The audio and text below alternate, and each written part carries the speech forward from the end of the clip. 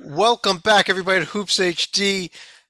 As he joins us, we were just starting without him, but this is our under the radar. Uh, Brackett Miller from Rocketeer.org. I'm your host, Chad Sherwood. We got David Griggs and David Dorman up top with me. John Sleeka down below, and we're just saying we're going to start without him and let him jump in when he has. He's just jumping in now as he loads in. But Rocco Miller from Bracketeer.org joining us as well. Maybe, maybe not. We'll see if we can get him up here on the screen. But this is Yeah. our under the radar report. So, Griggs, while Rocco loads in, tell everyone what under the radar is about. The layman's definition is that it is the 22 regular one bid leagues. We've actually upped it to 23 this year because the Atlantic 10 falls into that category. There's no rule that says they only get one bid. It's just that's all they typically get. So it's not the Power Five conference, which is the Big East, Big Ten, or I'm sorry, not the Big East. It's the Big Ten, Big 12, Pac 12, ACC, and SEC, nor is it the four other regular multi-bid leagues, which is the Big East, the West Coast, the Mountain West, and the American. It's everybody else. That's what it is. The other disqualifier is if you're in the top 25, you will not be on the show. Chad, we've had a crazy night last night and the night. We're not talking about very much of it, though. Right. And there is a team that's disqualified out from the show, actually. Florida Atlantic moved back into Yeah. the polls in Conference USA, at least in one of the two polls. So we'll discuss the rest of CUSA. We're going to pretend Florida Atlantic doesn't exist, or at least we're not going to do much discussion about them. We did discuss them Monday night during the Hoops HD report. So if you want to hear about those other leagues, not that we don't like them, there's another podcast for them. Correct? Correct. Okay. Uh, what we do is we go through all these conferences kind of in an alphabetical order. Other than we like to do a feature conference, and I keep a chart all season long of which conferences we've featured. As we get further and further in the season, there's less and less to look at. I was a little surprised one that wasn't checked off though yet this year because it's one that typically we feature fairly early in most seasons. Uh, but I thought it'd be a good night to take a little closer look at the Southern Conference, especially in light of what's been going on tonight. And Rocco Miller just joining us. And I know he was watching the major upset that happened tonight to start things off with one of the three teams that entered the day tied for first place, Furman, going down with a loss to Citadel. Yeah, Furman entered the night, Chad, with an 8-game winning streak and seemed to be cruising through this league. The Southern Conference right now ranked 19th out of 32 leagues, very uncharacteristic. I think they've been either 12th or 13th or higher in about 5 or 6 straight years. So this is a major drop off this year. Obviously some of the talent getting pillaged away from the bigger leagues, and of course Lamont Paris leaving Chattanooga last year and taking the South Carolina job might have had some impact as well. But the Citadel, I mean, we haven't heard a lot from them this year. They are at 5-10 now after tonight's upset. Just played a really clean game. I think they only turned it over 8 times. They created some Furman turnovers and they capitalized. The final number was 14-2 points off turnovers in favor of the Bulldogs. And, they kept it close throughout. I actually turned it on very early in the game. And I figured, by halftime, I'd switch it to something else. And it stayed on the whole time. It never needed to leave. I did the same thing with Louisville tonight. So hey. Next time, starting the SoCon, it's a better path. You're right. But anyway, great win for the Citadel. In the loss, we had a 3-way tie coming into tonight. Now it's down to Samford and UNCG. And as we speak, Samford just Samford final. won. Yeah. So big 12-point win. The Bulldogs, who were in control early in this race when they started 6-0, are back in control about a month later. So congrats to Samford for now. Yeah, and a 1-game lead with 3 games to go. So getting down to it. Yeah. Right. And Dorman, with Samford now in the lead here, and this is a conference that we normally pay for 13 line at worst, maybe 12 line even. Where are you paying in this conference? Be it Samford, Greensboro, Furman, assuming one of those three come out of Asheville as the conference tournament champion. Again, I'm on the 15 or 16 line.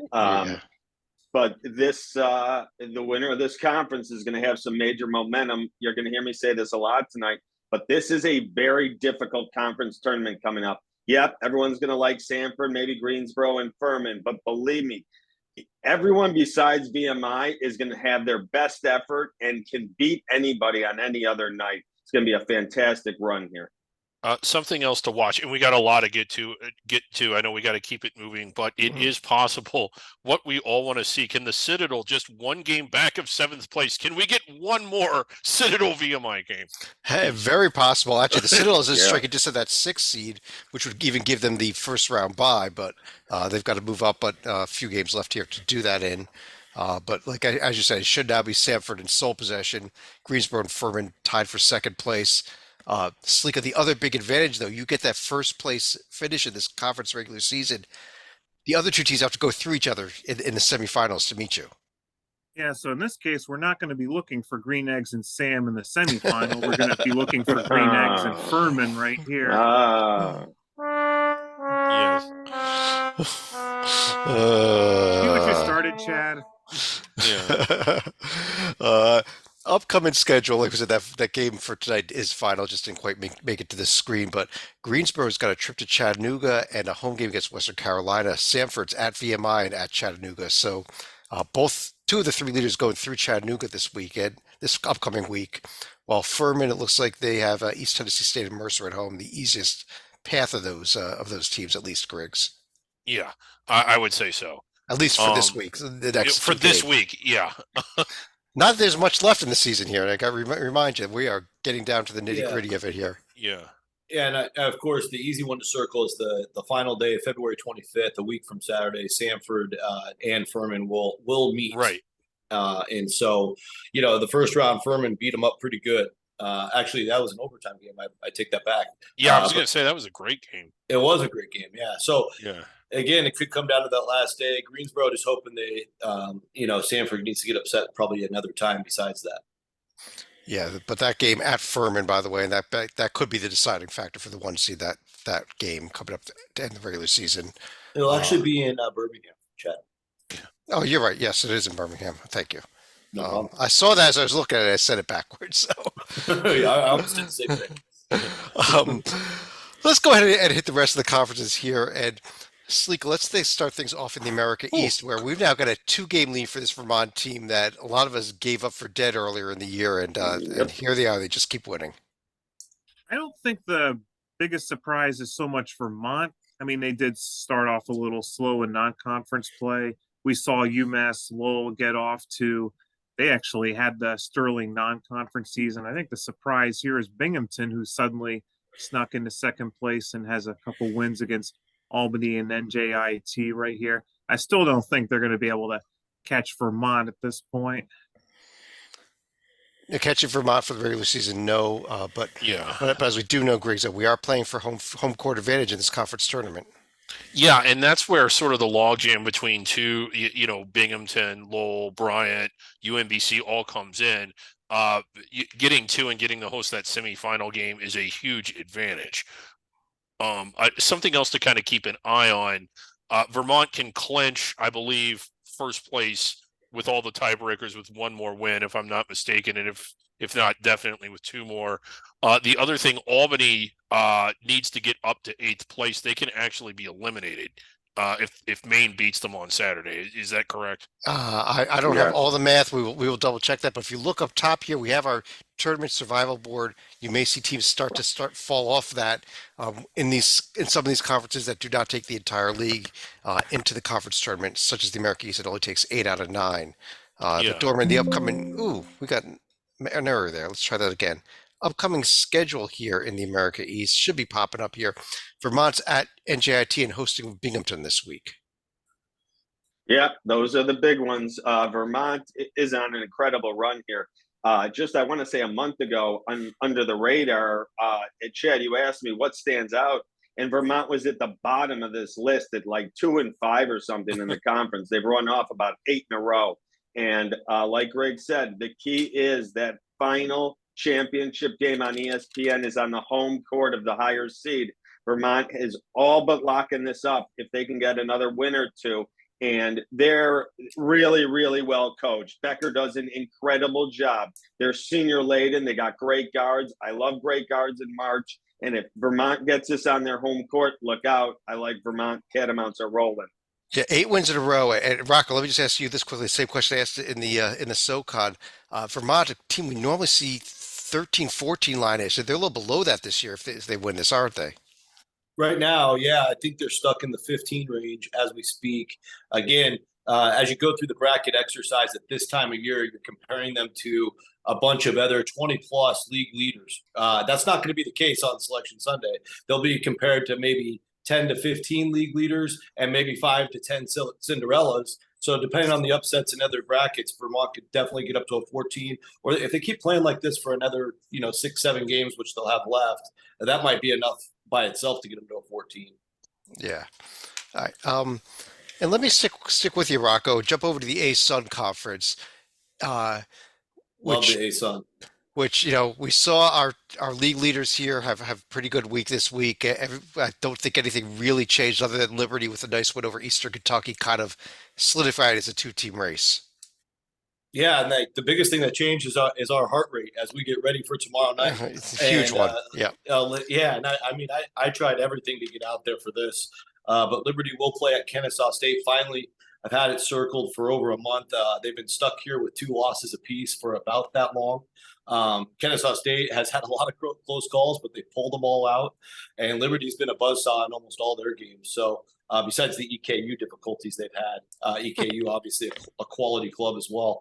But the way it shakes out is, the top 4 teams, and right now these 2 are very close to clinching that. The winner tomorrow will have it clinched, and then with another Lipscomb/North Alabama loss, they'll clinch either way. The top 4 teams in the league will have a bye to the quarterfinals on Tuesday, February 28th, which is less than 2 weeks from now. And on Monday, the 27th, will be the round before. So a massive advantage for the teams, getting a team flying in from another city the very next night on their home court. With all that being said, I'll be at Kennesaw State for that quarterfinal game, whoever they play, whatever seed they are, and hopefully that'll make up for tomorrow's absence. Yeah, and even though Bellarmine and Queens are ineligible for the NCAA tournament, they are going to be eligible for the A-Sun tournament. So 2 bottom teams will be knocked off. And right now, surprisingly enough, the team that was in the NCAA tournament last year, Jacksonville State, in position to be one of the 2 teams that doesn't even qualify for the A-Sun tournament. So that's a bit of a shock there. Getting down to it, Austin P will be eliminated with 1 more loss. They need to win out just to have a mathematical chance, and Jack State 2 more knocks them out. This is doing a bit of a survival board watch tonight as well. Who's clinching, who's going to get eliminated from the survival board, which raises the question, why not just take all 14 if you're going to do that? But whatever. Yeah, Austin P just a massive disappointment. Some actual talent on that roster. They haven't won since January 7th. 10 losses in a row for the Govs. Something's got to change. They get a new arena opening next year. And you do see, we've been may as well keep watching some of these conferences. You see a very nice net for Liberty. I mean, they're nowhere near the bubble in my opinion, but Right. 13 line is definitely where definitely within their grasp here. I don't know that the 12 line quite is, but 13. I think this looks like a 13 seed. If it's Kennesaw, you're going to drop another line or 2 below that, though. I think so too. Well, if you get enough conference upsets, Liberty could sneak up to a 12. Yeah, we need a lot of conference upsets. You need a lot. Yeah, we would need some of the big teams we're talking about tonight, from the Colonial and the Summit League and the WAC to all And the slip MAC. up, and the Yeah. MAC as well. Yeah. Yeah. But Salika, let me stick with you and jump over to our newest member of the Under the Radar Report, the Atlantic 10 Conference, where VCU was getting crushed tonight at Rhode Island and somehow made a massive comeback to win it on a buzzer beater. Well, it did save the Rams here from getting into a logjam here with Fordham, Dayton, and St. Louis.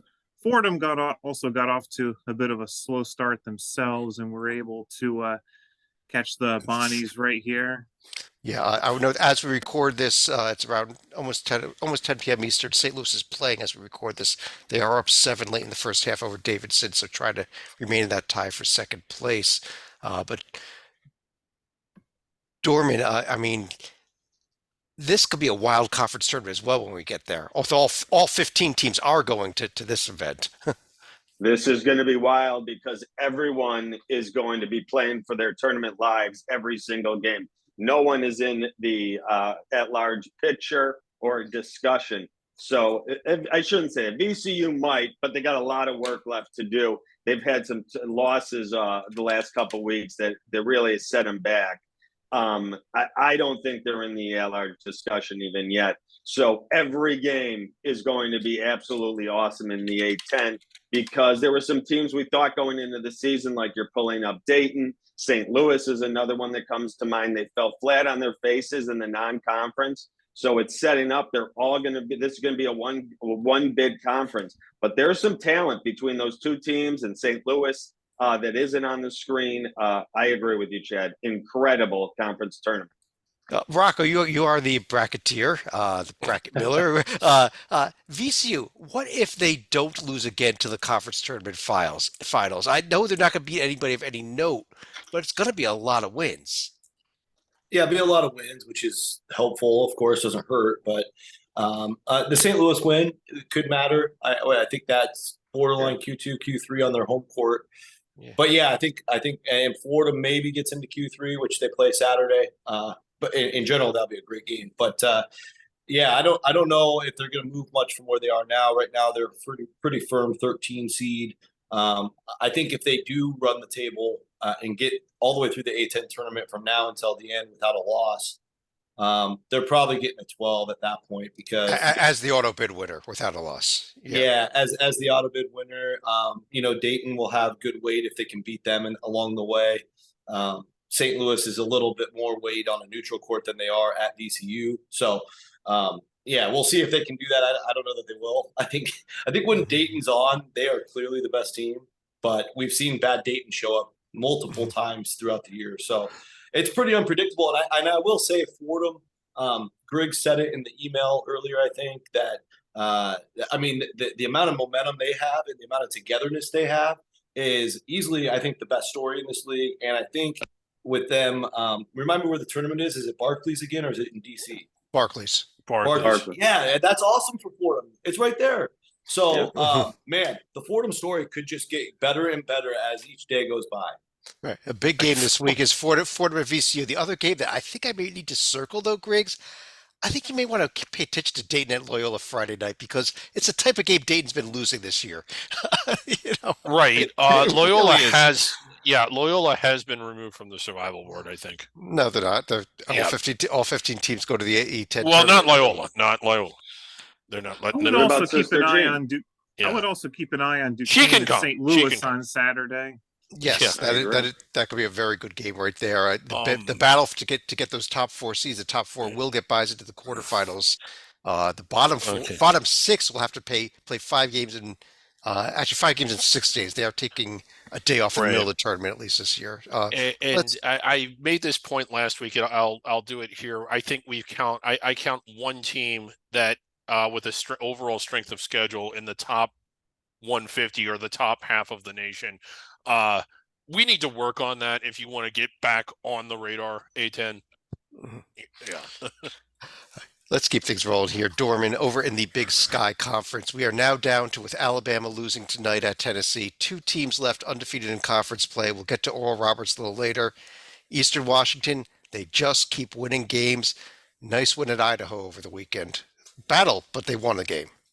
Yeah, it was a battle. They're going to get everyone's best shot when you're undefeated in the conference. They're flying under the radar in under the radar conference. No one wants to talk about them, but they're just, like you said, keep winning. Real strong team, well coached. This is one of the conferences I'm looking. Eastern Washington, I think, really is stronger than the rest, and I like Eastern Washington to come out of this conference. Yeah. Let me throw that question out here again on Eastern Washington now, where they end up seated, especially if they don't lose another game, which honestly doesn't look like they're going to. And they do finish not only undefeated in conference, but they're could go into the NCAA tournament on a 23-game winning streak. Which is almost insane. But Rocco, can they get above the 14 line though? I think they'll need some help. And that's just because in the non-conference they were just 6 and 7, and out of the 6, only 5 against D1 teams. They had a non-D1 game. But the losses aren't horrible. I mean, they're not horrible. Quad 3, it's Washington State, a Pac-12 team, at South Dakota State, at FIU. It's not terrible. Those good places, yeah. Yeah, no, it's not terrible, but it's just a matter of who they're compared against. Yeah, I think the thing to keep in mind when you're looking at the 12 and 13 lines is even if we lose some of the teams that are slotted there now, like your Utah Valleys, your Kent States, those types of teams, there's just as good of a chance as losing those as gaining a bid stealer from like the American or the A10 or wherever. We might have bid stealers from Conference USA, that could take a 12 or a 13 away.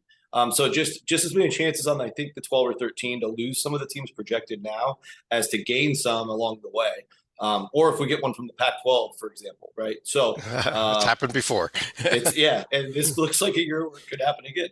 So again, those are things that are really critical to keep in mind for those 12, 13 lines. I think 14, 15, 16 is a little more straightforward because you kind of know which leagues they're coming from. It's just a matter of who. Fair enough. Here's the upcoming schedule. We have Eastern Washington's games this week. Stalica, they're hosting Northern Arizona, and then coming up Saturday. No Koiwu. Stalica's favorite, the No Koiwu Cup Round 2. This time at Eastern. I'm looking for them to be 15-0 when we do our show next week, though. Briggs, up next is the what we got? Big South Conference here, where UNC Asheville. Everyone else played tonight. They're actually playing tomorrow night for this week's game, but they're sitting there in first place still. They are for now. They've got a very, very big game tomorrow against Radford. And if they win that, they're basically running downhill. And I can't imagine them not clinching first place, which I believe comes with home court advantage, or does it not anymore? The Big South Conference, I'll just double check that conference tournament is being played in Charlotte. So no, it comes with, so unless you wear a white uniform in the first round. Yeah, okay, so they kind of screwed it up. The stakes aren't quite the same, but Asheville, as far as that goes, they can basically get complete control or be tied down the stretch with Radford. So, it goes without saying the game tomorrow is huge. Yeah, the Radford team with a surprising loss to Gardner Webb earlier over the weekend, and that kind of let Asheville get this half game lead. I guess at the moment it is, or I guess it's a full game lead, but it's a full game. But game is at Radford, and Stalica, is this the under the radar game of the day tomorrow, or are you going to the A-Sun? Ask me at 6 a.m. when I look at the scoreboard and make my selections. We got a couple good first place games coming up Thursday night, so you're definitely going to be watching these under the radar leagues. Big South as big well. Night on ESPNU. Dorman, over in the Big West Conference, UC Santa Barbara has the one-game lead still in this league. They picked up a win over UC Davis and a nice win at Long Beach last Thursday night. Yeah, they showed me a lot in the win over Long Beach. Long Beach had a nice crowd. They were hitting some shots. Long Beach was playing obviously at home, and Long Beach also got nipped by Santa Barbara in I believe it was the semis last year, the Big West. So this is becoming a rivalry here. But Santa Barbara keeps beating them. I just love the way they hang in there. They're tough. They play really strong, tough defense, and they wear down Long Beach, and they hit a few shots down the stretch. But this conference is not Santa Barbara's by any means. Hawaii is real strong. With the schedule and the travel, it's always hard. I feel like their record is a little off because of that. But Hawaii is going to be tough in this conference tournament. Irvine has a really strong team. So this conference is going to be great coming down the stretch. And it's going to be great tonight. It hasn't tipped yet, but we've got the Gouch Eaters Cup. And Rocco, I was going to say that this is a conference you weren't with us last week when this was our feature conference, in fact, but I know this is a conference that you love out there on the West Coast, correct? Oh yeah, I mean this has been a special year because I think the quality goes at least 6 deep. One of the teams two of the teams right now that might be the hottest are both Fullerton and Long Beach. Obviously Beach came up short in the Santa Barbara opportunity, but they're finally playing the way we thought they would preseason. They were picked by a lot of people to either finish second right behind UCSB. A couple people had them winning it, and Fullerton is actually playing the best defense in the league. They went to Hawaii on Saturday and got a win where they had a huge lead at halftime and held on for dear life at the end and got the job done. But in the last 5 games, Fullerton's actually beat Irvine, Riverside, and Hawaii. So this Titans team is really coming on strong, up to 8-6 after a slow start in the conference standings. And then, of course, right now we're tipping off the showdown between the Eaters and the Gauchos, class teams with quality resumes. I think the big story is the fight that happened in the Santa Barbara UC Davis game on Saturday night led to Andre Kelly, the Cal transfer, obviously a key cog in the middle for UCSB, being suspended tonight.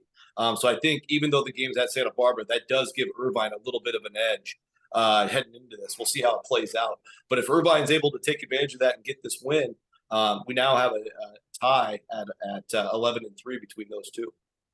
Yeah, and a little bit interesting here that this conference, a lot of these teams are going to be playing 3 games next week. They're going with a Monday, Wednesday, Saturday. So there's a lot of conference action play left here, a lot more than other leagues. It's a conference that doesn't end until its conference tournament is the second week of championship week, so they play an extra week of regular season. They've got a 3-game week next week. So if I go back to these team sheets here, you see these teams here with 8 games. What is it? 8 games left? 7 games left at the regular season, which might lead the league. might lead all of NCAA for the most games left for teams here. So just something to throw out there.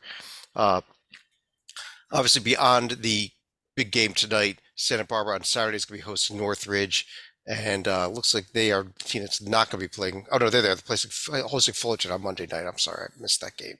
So. Beach and Riverside's a pretty big game tonight as well. 2 of the teams tied for 3rd.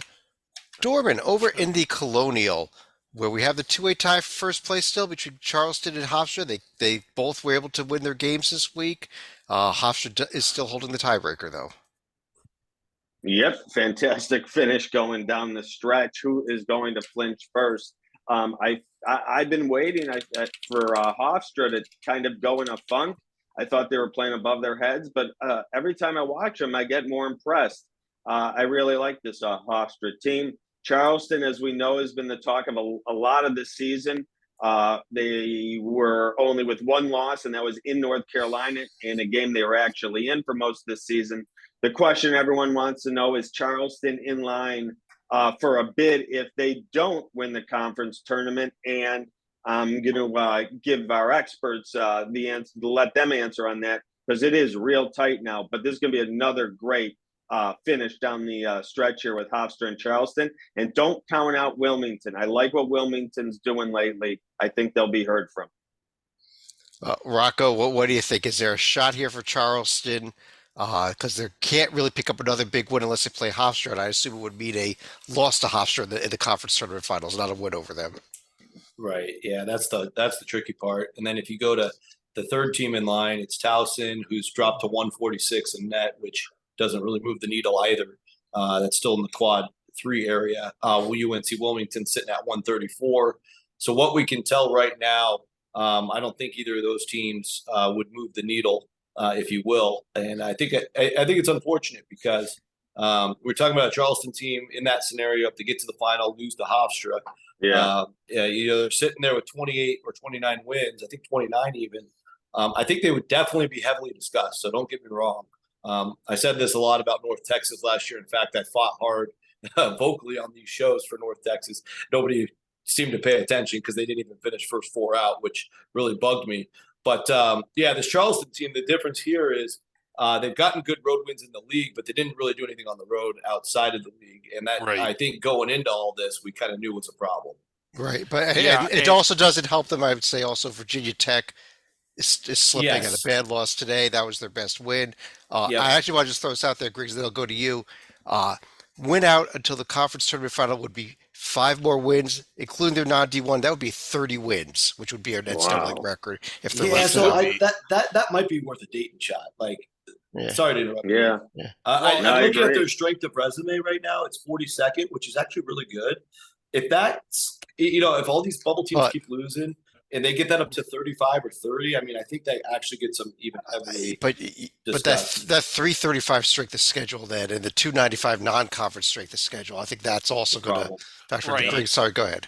Well, one of the things, I think they've got a couple things working against them. One is that they wouldn't be an outright first place team. I don't think when you look at who Hofstra has left that they're going to lose to any of those teams. They're all sub 300 teams.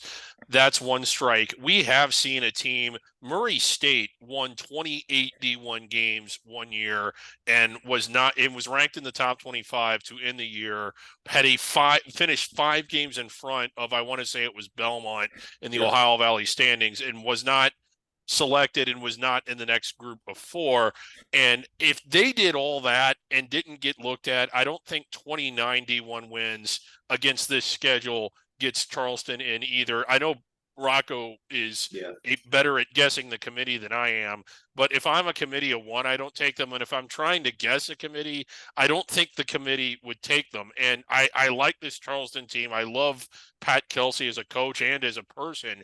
It isn't any vendetta against them. It's just that objectively speaking, it looks weak. Yeah, and I have to agree with everything David said there. And it happened to St. Mary's as well, back when St. Mary's didn't schedule anybody and they had 300 ranked schedule, give or take. I do think part of the compelling story on the positive side for Charleston is intent to schedule is something you hear the committee members say all the time. They did have the Charleston Classic for their size school. That's a big deal. They did get Kent State to come, who they knew going into the year was one of the best mid-major teams. So I think there was an intent to have a good schedule. Obviously, Carolina? some of these games didn't work out the way they wanted it to, but that does send somewhat of a good message from that standpoint. Yeah, whereas the Murray State team, it was out of the 28 wins, I want to say only 4 were against the top 250 or 200 or whatever it was from a few years back. Ugly. Yeah. Yeah. You didn't really expect Colorado State to be a tier 3, Davidson to be a tier 3. Those are some of the games that got in. Yeah, Richmond a tier 4, exactly. Those were supposed to be really big games and hang in the top 2 quadrants, but they didn't. There's the upcoming schedule. Hofstra's hosting Hampton at Stony Brook. Charleston's at Elon. But let's roll things along here. Salika, Conference USA time. Ignore that first place team. They are in the top 25. And if you just heard Rocco a few moments ago, do not ignore North Texas right here. They get a couple wins against UAB and Charlotte and still have a grasp on second place in Conference USA.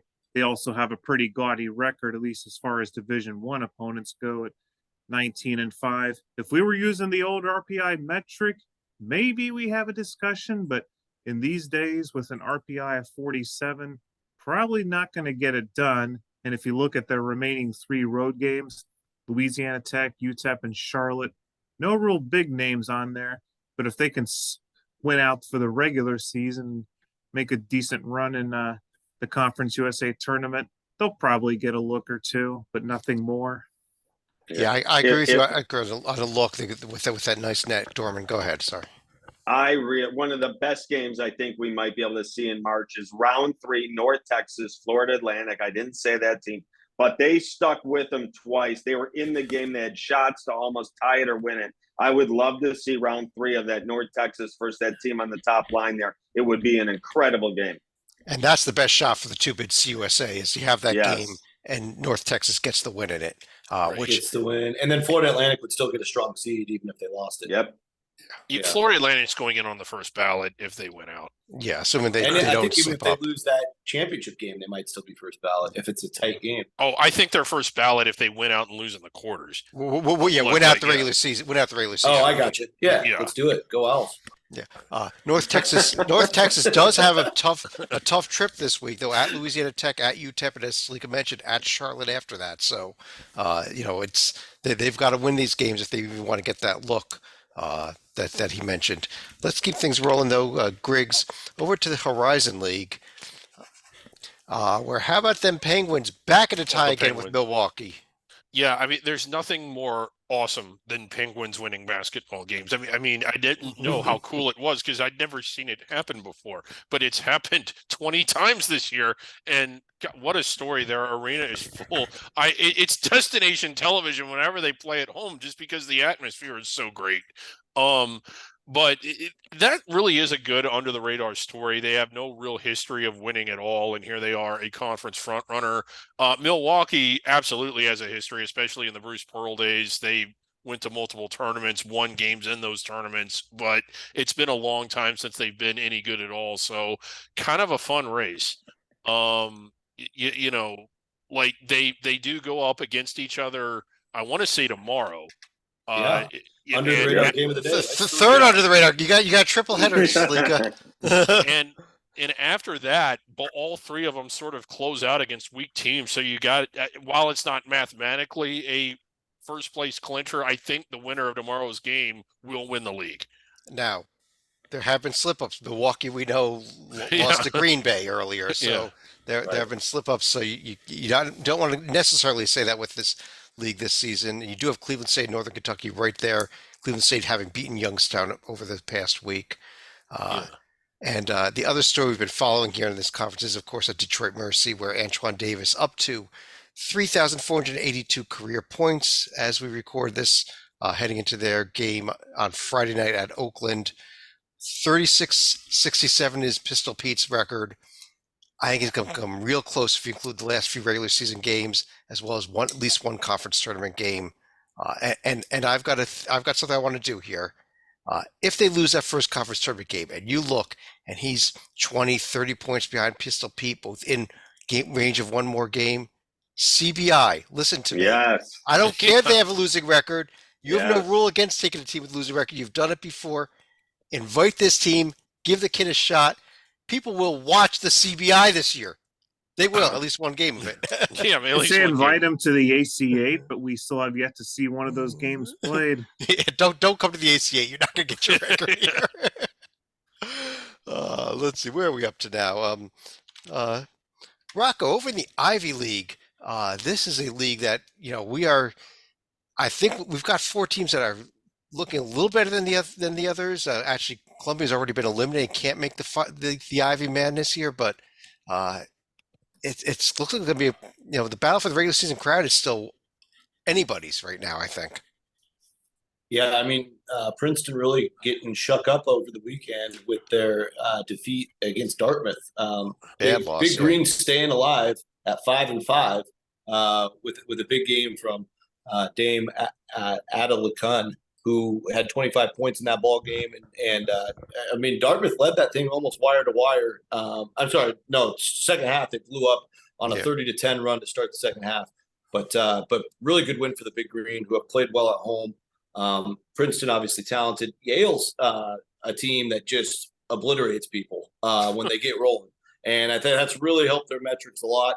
They're almost top 75 in KenPom. They have a very strong net, and if they're the representative, there's somebody that appears to be pretty dangerous. But I've noticed in close games, they've also, they pulled a couple out recently when they beat Brown, and I think one or two others. But in a lot of other close games, that's where they've fallen. So a lot remains to be seen there, because if they're going to be the representative, you have to figure you're going to have to be able to pull out a close game if they're going to get an upset in the NCAAs.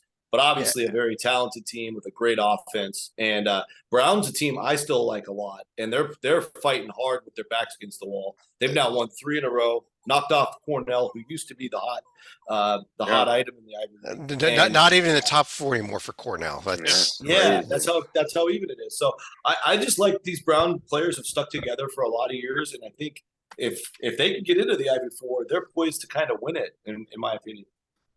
Yeah, the Ivy 4 Ivy Madness will be played at Harvard this year. Harvard really looking like they're not going to qualify for their own tournament at the moment. It'd take a incredible run here the rest of this way to find a way in, and then Neil will help to do it too.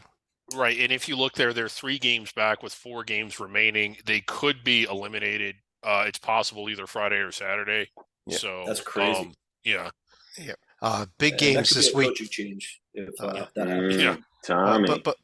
But let's take a look at what we've got coming this weekend, because the top 4 teams are playing each other twice. Yale at Penn, Yale at Princeton, Brown at Princeton, Brown at Penn. So we have, Big time. Yeah. I mean, these could be very good chance that these are previews of games that we'll be seeing in the Ivy League tournament this weekend between these 4 games. So circle all those games, but also does give a chance for a Cornell, especially the winner of this Cornell Dartmouth game on Friday night, to maybe sneak into that top 4, as these teams do have to lose some games here. So keep an eye on that as well. That's makes Cornell Dartmouth maybe the most important game this week, believe it or not. Right. You're telling me the Cornmouths should be the game of the day on Yeah. Friday. Maybe it And should then they be. get Cornmouth then they get Cup. Harvard on Saturday at home. Yeah. So you think they win that one. they come out of the weekend winning 2. If anyone in the top 4 drops 2, all of a sudden there's a move. Or on the other hand, Dartmouth, if they get the sweep, they should win at Columbia Exactly. Saturday. If they can win at Cornell as well, they're the ones that move up. Stalika, Metro Atlantic time. We're here where we have Iona back in first, tied with Ryder again, as they win at Canisius and at Niagara this week. Ryder picked up 1 win, I believe. It really has been a merry-go-round because going into the podcast last week, Ryder had finally gotten control of first place after wresting it from Siena the week before. Now we get the first place tie between Iona and Ryder after the Gales get the sweep against the Buffalo schools. And as you noted, Ryder gets the win against Fairfield, but they also had the midweek bye, so they basically fell into a first place tie with Iona right here. Right, and Griggs, Patino's been complaining about injuries all season, yet he still has his team tied for first place and with a shot at that 1 seed.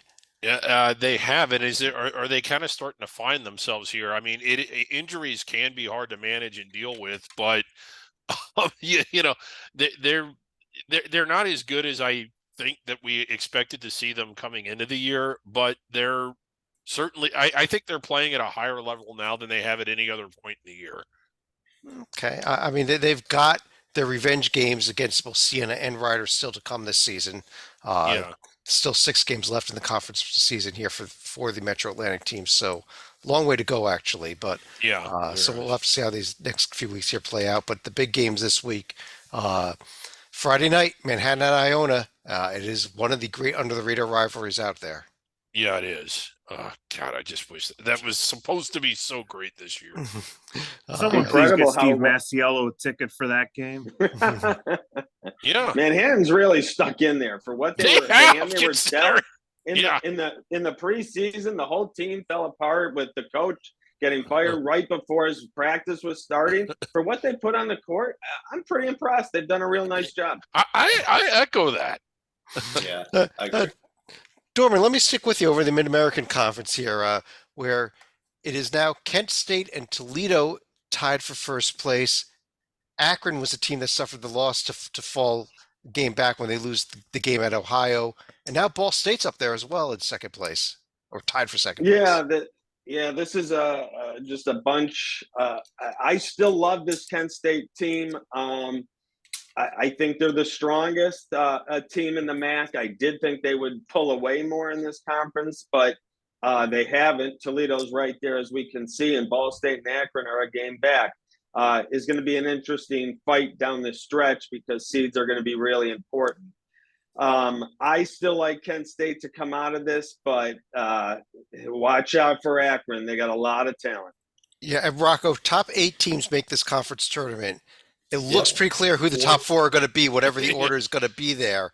They already clinched 2, by the way. Okay. So those should be the top 4 teams we see there on the screen.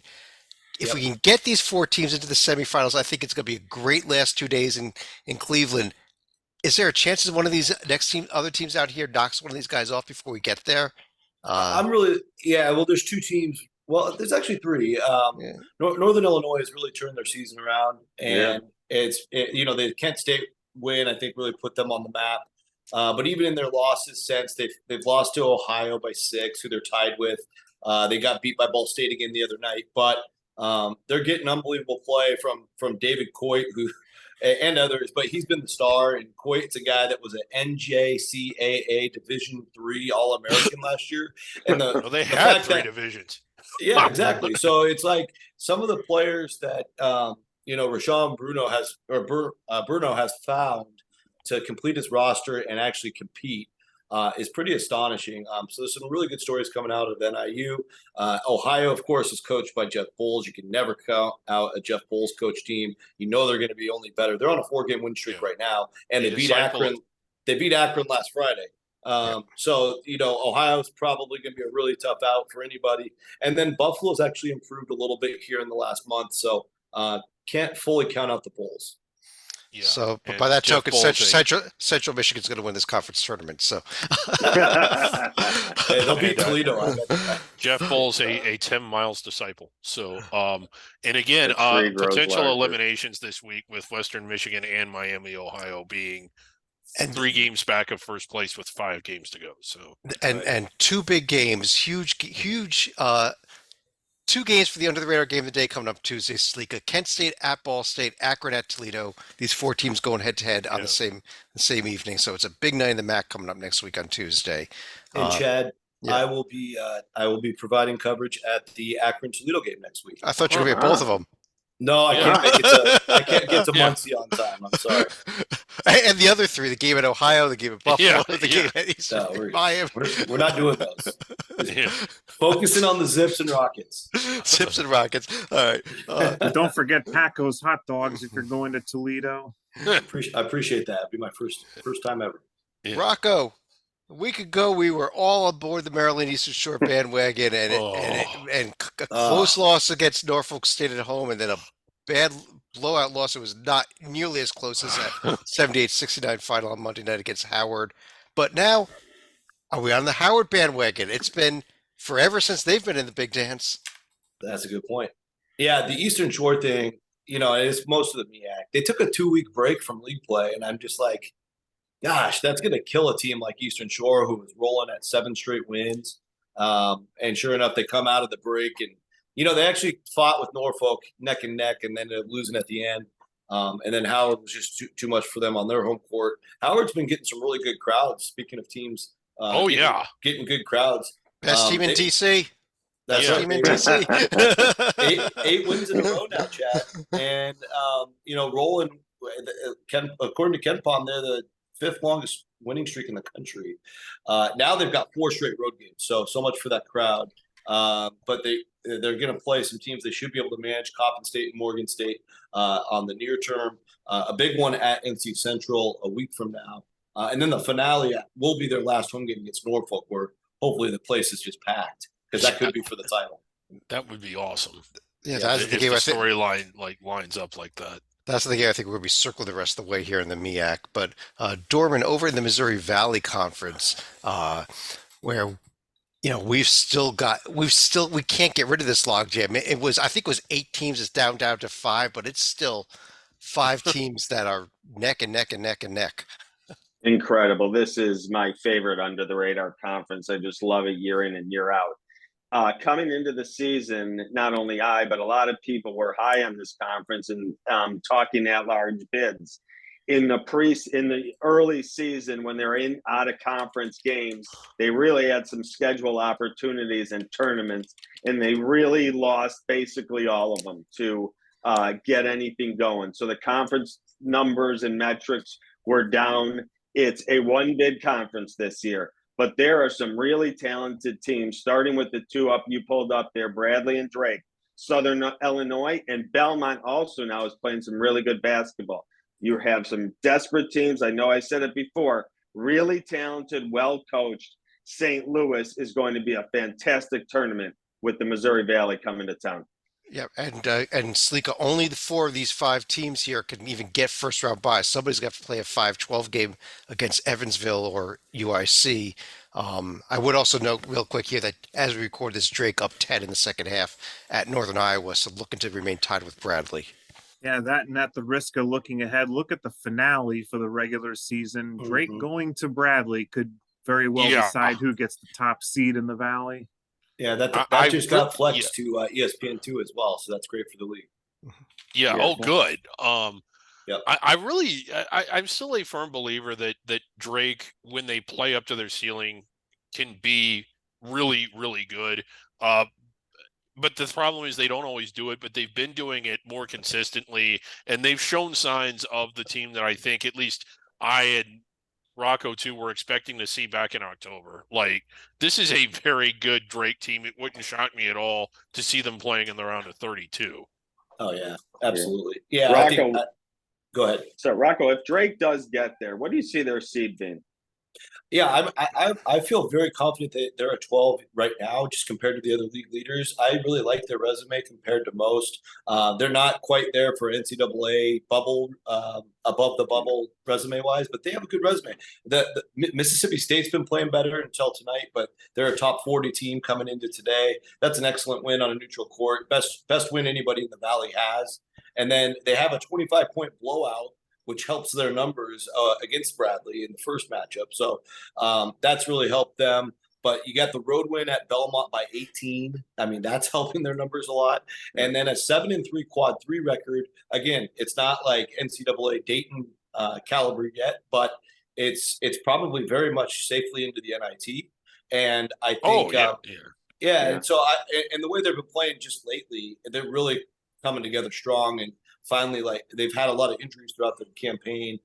They got a full unit right now. It's a dangerous team. Yeah, and they're actually kind of celebrating right now as well. That Mississippi State when Mississippi State making a big comeback late against Kentucky as we record this. So who knows? Well, they're playing Northern Iowa right now. I don't know what they're doing. The hump is rocking. I think Drake should be paying more attention to Mississippi State right now. They're rooting for Mississippi State to continue to win. Yes, absolutely. We've actually have a fascinating week ahead here this weekend, even into next week. Though we've got a lot of these top teams playing each other. We've got Bradley at Southern Illinois. We've got Belmont at Drake, and then going to next week, even we've got the what was it? We've got the Indiana State at Belmont game as well here. So these teams are going to start playing each other. Bradley at Southern Illinois. Did I mention that one also? Yeah, you did. So it should be a real fun week ahead here in the MVC. But Griggs, Bradley and Southern Illinois do not like each other. Really? I've noticed that on Twitter. Just a wee bit. There's a lot of chirping. A lot of chirping. Yeah, that's been a long running rivalry. Right. Let's keep things rolling here, Griggs. Northeast Conference, I love it. Double red to top the screen off. Both ineligible teams. Stonehill not even going to be allowed to play in the Northeast Conference tournament. Merrimack will be allowed to be in there. But despite all that, Fairleigh Dickinson is, despite a home loss in Central Connecticut, is still the your league leader, I guess, in terms of tournament eligible teams. Yeah, so Fairleigh Dickinson, they've got a 2-game lead over everybody that's actually eligible for the NCAA tournament with 6 games to go. And but they might not have home court advantage because Merrimack is allowed to play in this. Yeah, they would have to play if they make the championships against Merrimack, they would right now, and Merrimack ends up winning. They're only a half game behind their tie in the loss column. If Merrimack gets that 1 seed, they'd have to go to Merrimack for the championship. Kind of funny that Merrimack was most people's preseason pick to actually win this conference regular season title, and was atrocious in non-conference that we almost forgot about them. And here they are. They've actually come back. But how about the Stoners though up top there? Yeah, a transitional team, first year transitioning up in first place, and we love this league. We really do, and it's been fun. The games are all good. But when you look at you just have to marvel in awe at just the pitifulness of this conference this year. Everybody outside the top 200 except Wagner. Top 300. Top 300, excuse me. Except Wagner, who checks in at 295. I don't think Rocco and, well, I know Stalika are both NCAA tournament trivia like savants. I don't recall a sub 300 team ever making it. Like this might be, and I certainly don't recall an entire conference being outside the top 300. Making the field. Making the field. Yeah, I think we've had a couple where, like FAMU, when they won like only 8 or 9 games, they had been in the 300s. I thought unless that was so far back that we didn't have 300 D1 teams. Yeah, but yeah, there's a couple of those years where we sent teams to the first 4 like severely under 500. That I would imagine. We've done that. I remember when was it Oral Roberts that the one year they only won 7 regular season games and got in, but they got into the top. Holy Cross was one. Yeah. They were dead last in the Patriot League one year. Yeah. All right, let's keep things rolling here. Fairleigh Dickinson's at Sacred Heart and at Wagner this week. While Stonehill hosts Long Island and is at Central Connecticut. Merrimack non-conference game at Hartford and then a game at Sacred Heart. Dorman over in the OVC. Morehead State starting to pull away. Incredible. Watching them early in the season, I thought this team had a lot of holes and a lot of issues, and they've really done really well coming on strong, coaching A+ so far from where they were to today. Down low, they were replacing the big man. I'm losing the big man that went to Auburn on Johnny transfer. Thank you. Janae Brooms, thank you. A fantastic player. Their bigs are starting to play better. They're going to need to work a little on their defense. They're going to have to be able to get some big stops and slow down some teams if they're going to win. But their offense is clicking, and right now, I can't believe I think that Morehead State is clearly playing the best basketball, and I like them in the tournament. Yeah, we got a crazy 5-way tie for second place right now. And this conference does use a ladder format, so finishing second's important. If you don't finish second, finishing third or fourth is also important to at least avoid having to play in the first round. Another round. Yeah. 2 teams won't qualify at all. Southern Indiana and Lindenwood technically eligible, although Lindenwood really looks like they'll be one of the teams that's not going to go to the conference tournament. Little Rock probably going to be the other one. Although Eastern Illinois could still be in that mix, yeah. Well, Little Rock and Eastern Illinois play Saturday, and if Eastern Illinois wins that, I believe it eliminates Little Rock. Okay. So, and Lindenwood could be not eliminated off the survival board, but eliminated from being able to go to the OVC tournament this weekend as well. Right. Yeah. Moorhead hosted Tennessee State. I believe it's a nationally televised game tomorrow night, and then they're hosting Lindenwood this week. But yeah, I think that game is going to be played on campus and not some IKEA in Eastern Kentucky. I'll have to confirm that. Stalika, Patriot League, Colgate bounces back from the 1 loss this season, picks up a couple wins, including a home win tonight over Army West Point.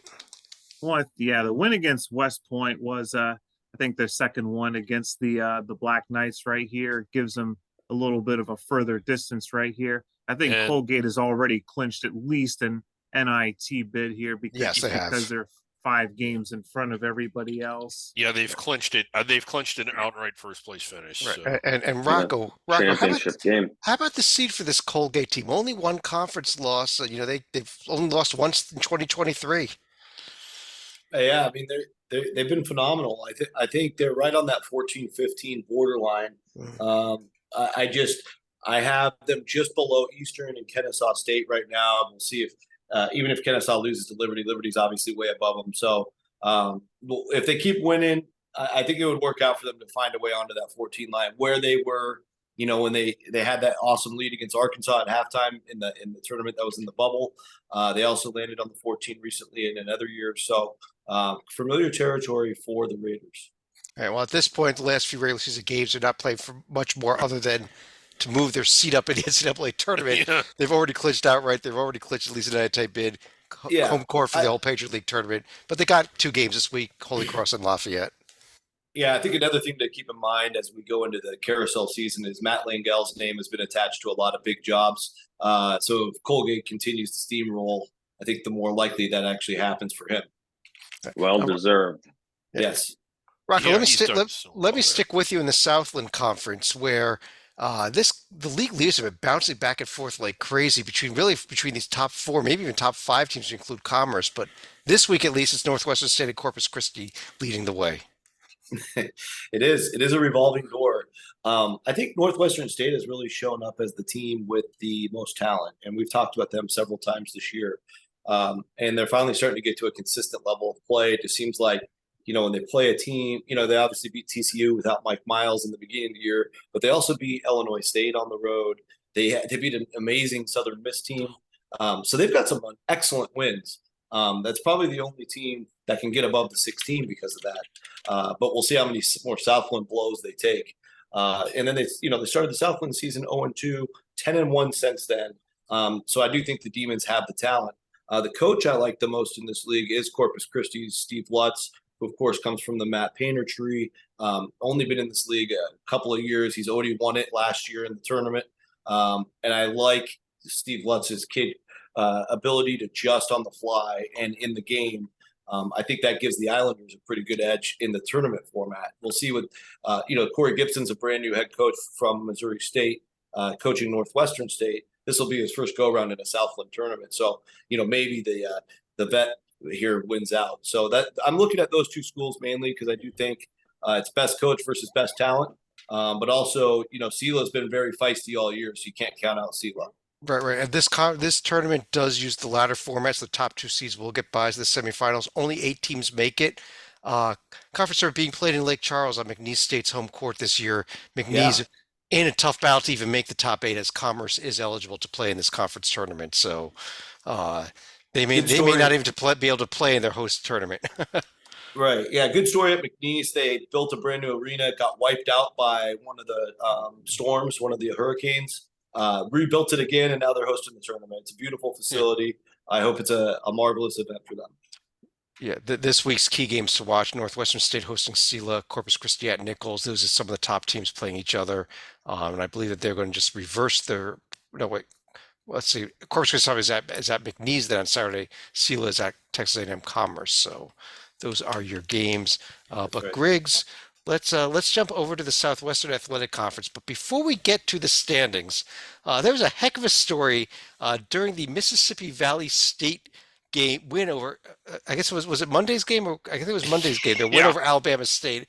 I think it was where a cheerleader got ejected from a game. No, that was the Saturday game against Alabama A&M. Okay, it was Alabama. Yes, it was I thought it was the overtime game. Thank you, Slika. It was a Saturday's game. It was an intense game. And a cheerleader double overtime game. Here's what happened. Very late in the game, while going to inbound the ball, one of the Alabama A&M's going to inbound the ball. Cheerleader was doing a routine very close to the sideline, way too close to the sideline, in my opinion. And as she came down, the Alabama A&M player accidentally bumped into her, and it was clearly that he didn't even see her. When he came back down the court the next time, the next dead ball, she went running out onto the court, shoved the player, and started screaming at him for having bumped into her. Resulted in about 7 police officers coming to escort this young woman out of the game. It was one of the crazier things I've ever seen in a college basketball game. If you don't watch the SWAC, if you're watching this show, you probably do watch the SWAC. But if your friends don't watch the SWAC, which they probably don't, they need to, because things like this don't happen in other leagues. But they do happen in the SWAC. You see everything. Anyway, getting back on the court, Alcorn State controls their own destiny. If they win out, it's theirs. I want to say that they barely won both games in Florida this week, though, and those are not good teams. Yeah. So again, Grambling Southern, God, I still would love to see them play for the championship. A little Bayou Classic. It would be. That would actually be kind of a showcase moment for the SWAC, I think, if that were to come to fruition. And then Grambling, a great story. I know we've said it before, but formerly one of the worst teams in all of D1. Here they are kind of competing for a spot in the conference championship and maybe a chance to go to the NCAA tournament. Looking at the bottom, and I say that you have the scores up, both Mississippi Valley State and FAMU are 2 games behind 8th place. It's possible that they both get eliminated this week, or I guess before Monday. Yeah.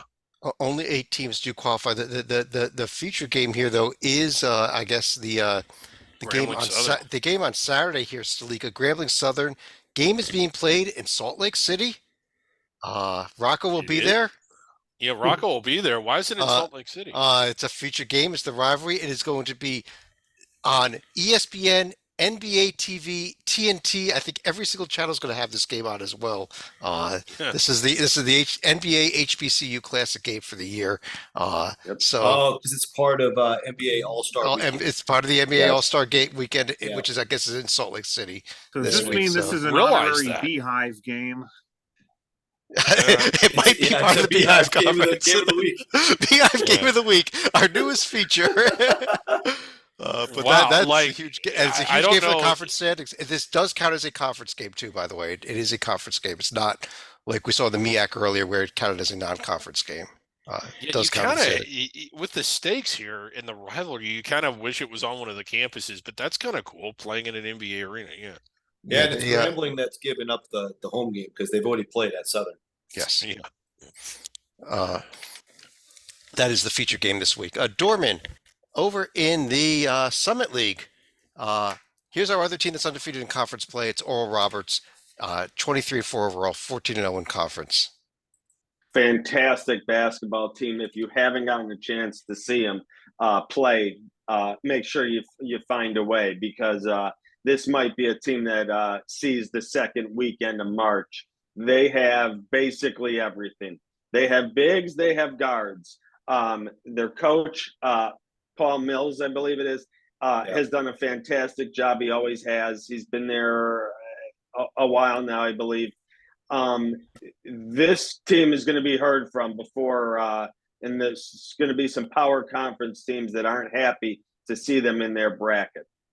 Yeah, they could be going to the NCAA tournament with 30 wins actually if they win if they win every game.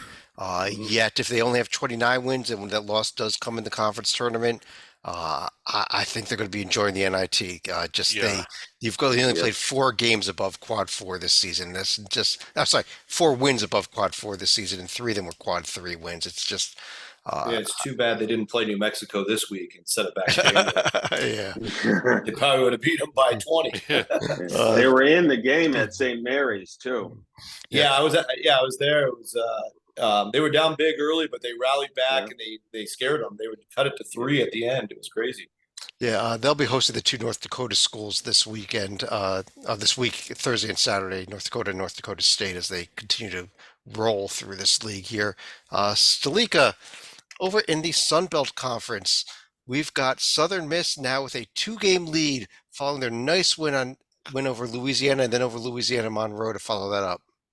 Yeah, Louisiana was going to be the big one right here, given that Marshall had been stubbing their toes of late, although the Thundering Herd didn't win a pair of games this week. But Southern Miss has to be the story right here just because of the wins against the 2 Louisiana schools. And Golden Eagles, they're going to be tougher to catch right now. All right, and you want to finish in the top 4 here also, Dorman, to get the bye into the conference tournament quarterfinals.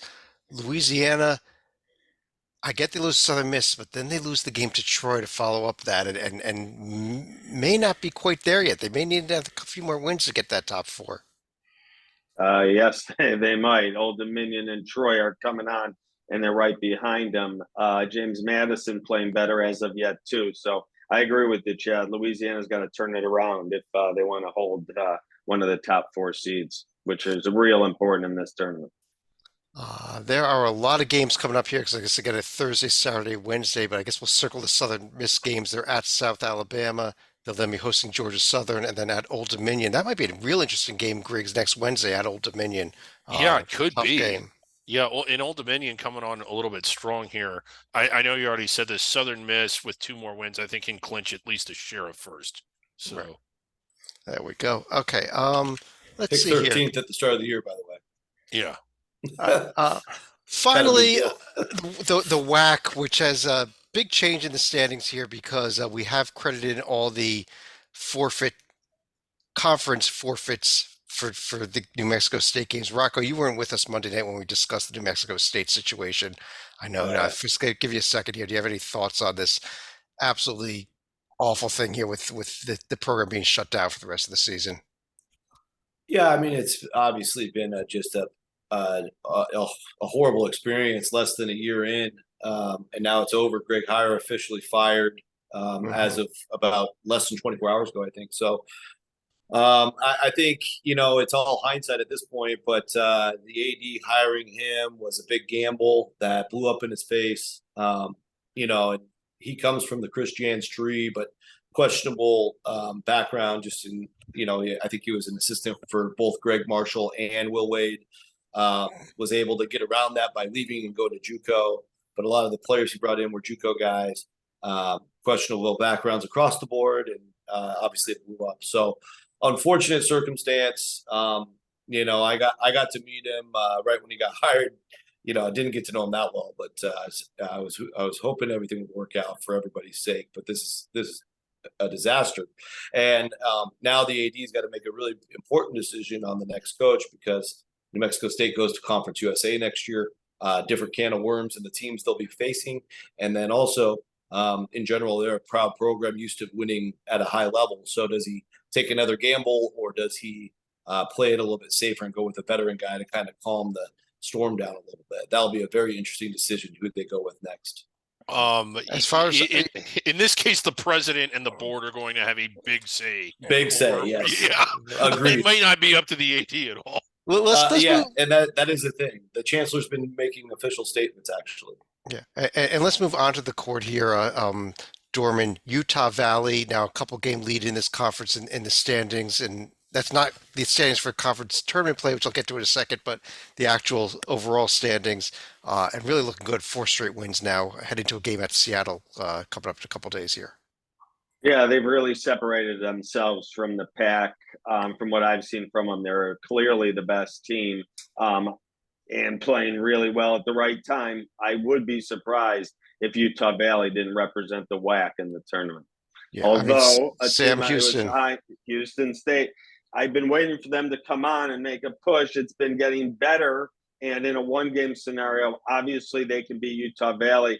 There were so many moments I thought Sam Houston, especially with their defense. I love their pressure defense. They're all over you.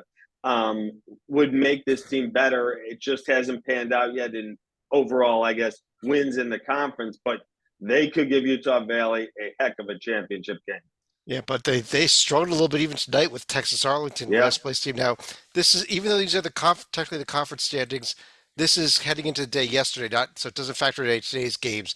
This is where the seeding would be. It would be Utah Valley 1, Sam Houston 2. The WAC using a resume-based seeding system that does include non-conference games. It's a program thing they developed with Ken Palm.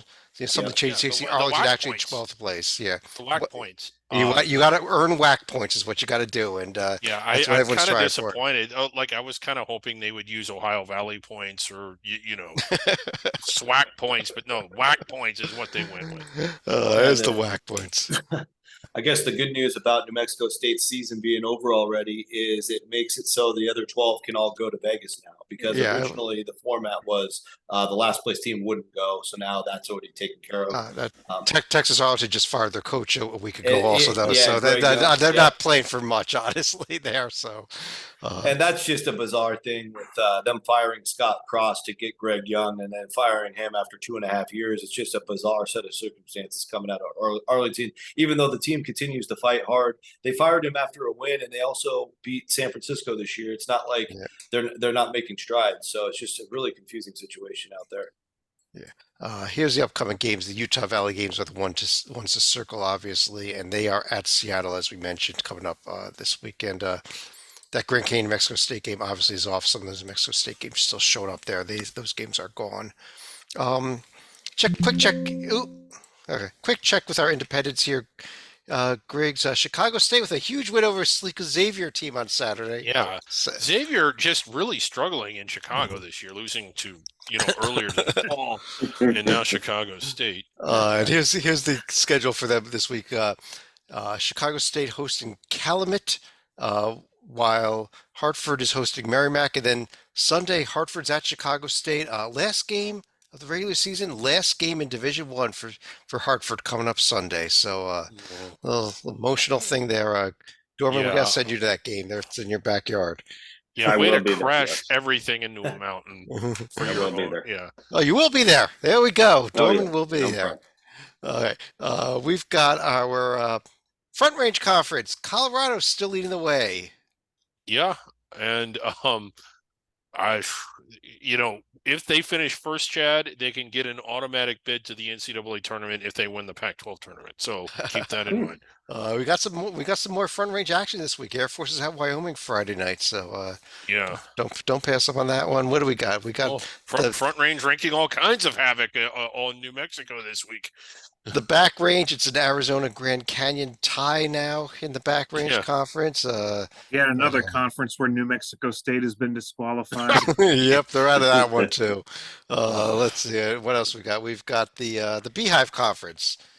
Yeah, A lot we of don't have Beehive action. we don't have the Grambling Southern game on here, but right now BYU with a half game lead, but there is still plenty of room for them to be caught here, especially with I think we've got one coming up on Friday. Utah Tech at Southern Utah. Southern Utah win will put them in a tie with BYU. So All keep right. an eye on that. Utah Valley, despite leading the WAC, looks like they will not win the Just Okra didn't break bucket it. this year. Yeah. The Well, what random the, sequence of letters. I have a question on that, Chad. Won't the Yeah. winner of Grambling Southern be in first place? You're right, they would be. Oh, Wow. good point. It's going Wow. to steal the trophy away. Yeah. All right. Let's go to our top 10 lists here. We had a ton of honorable mentions. I was surprised how many teams got votes this week. Although Rocco, Wow, that is a lot. Rocco, you voted for like 30 teams, so that kind of helped. But Oh, you don't have to add my Hey Chappers if you don't want to. That's up to you. that's quite all right. Teams that did not make the top 10, but did get some love here. We included Sam Houston, Dayton, UAB, Bradley, Eastern Washington, Liberty, Furman, St. Louis, Marshall, UC Irvine. All getting a little bit of love, but our actual top 10. Number 10, we've got Hofstra. Hofstra, the Pride into the top Pride 10. coming in there, they beat College of Charleston.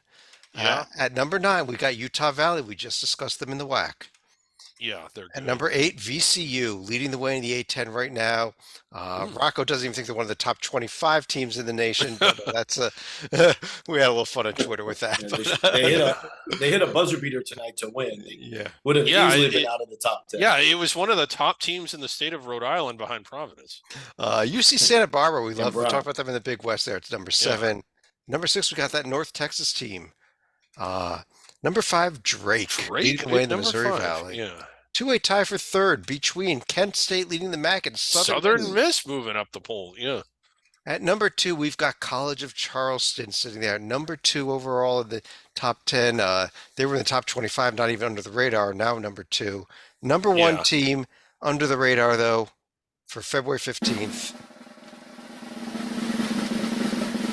It is Oral Roberts. Wow. Undefeated in conference play. Now number 1 and the most dangerous under the radar team outside of Florida Atlantic right now. Yeah. On that note, let's go to any final thoughts here. Dorman, let me start with you. Yeah, if you noticed a trend while we were going through a lot of these conference under the radar conferences that I just don't like, and I'd like to go away from them. We talked about some teams at the bottom of these conferences not getting invited to the tournament. To turn conferences with 11, just taking the top 8. Conference tournament, college basketball to me is everyone got one last chance to make their run. So the tournament, the NCAA double tournament was a shot for everyone in college basketball. And I feel like one or two of the conferences started to eliminate a few of their bottom teams. A few of the other conferences said, okay, if they're doing it, we can do it. And it just caught on too much. I like the conferences. I know it's not a financial moneymaker. It's a loser for most of the under the radar, especially in the first rounds. But even put them on campuses. If the first round, it has to be an away game and a home game, so play it. Let everyone in the conference tournament. Absolutely. I like the idea of the inclusion, although I also like the idea of giving an advantage to your regular season champions. So there's got to be a balance there, but absolutely. Stalika. You mentioned buzzer beaters, and I don't think we went over this on Monday, but going back to the Big Sky had to be one of the more incredible finishes between Northern Arizona and I'm even blanking on the Portland other State. team. Portland State, yeah. State, yeah.